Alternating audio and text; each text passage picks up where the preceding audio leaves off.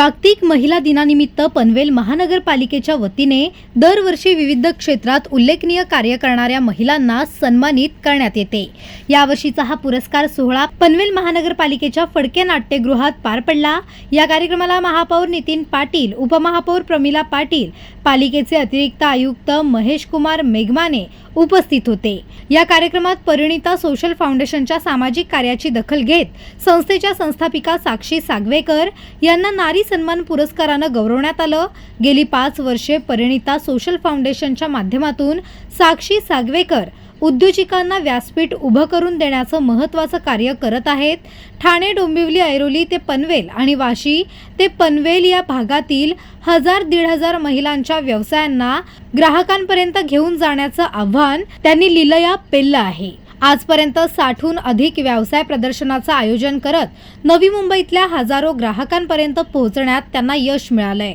महिलांमध्ये उद्योजकता रुजावी, नव्यानं व्यवसायात उतरणाऱ्या स्त्रियांना प्रोत्साहन मिळावं आणि त्यांचं कर्तृत्व जगासमोर यावं या हेतूने साक्षी सागवेकर गेली 4 वर्षे परिणिता सन्मान सोहळ्याचं आयोजन करत आहेत। राजकारण, चित्रपट, मालिका, पत्रकारिता, वैद्यकीय अशा विविध मातब्बर क्षेत्रातल्या कर्तृत्वान महिलांना परिणिता संस्थेशी जोडण्यात साक्षी सागवेकरांना यश मिळालंय, ज्यामुळे विविध व्यवसाय करणाऱ्या छोट्या छोट्या व्यावसायिकांचे कष्ट मोठमोठ्या सेलिब्रिटी महिलांपर्यंत पोहोचवले।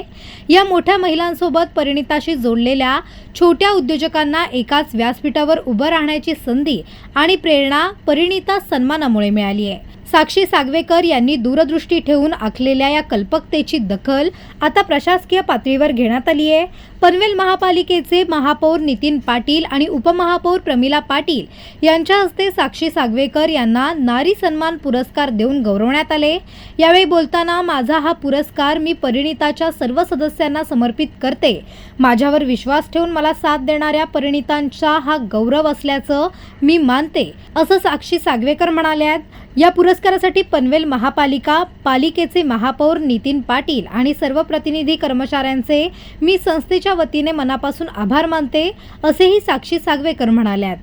पनवेल, नवी मुंबई आणि रायगड जिल्ह्यातील ताज्या बातम्या आणि नवीन घडामोडी पाहण्यासाठी सबस्क्राइब करा कोकण संध्या न्यूज चॅनल आणि दाबा बेल आयकॉन।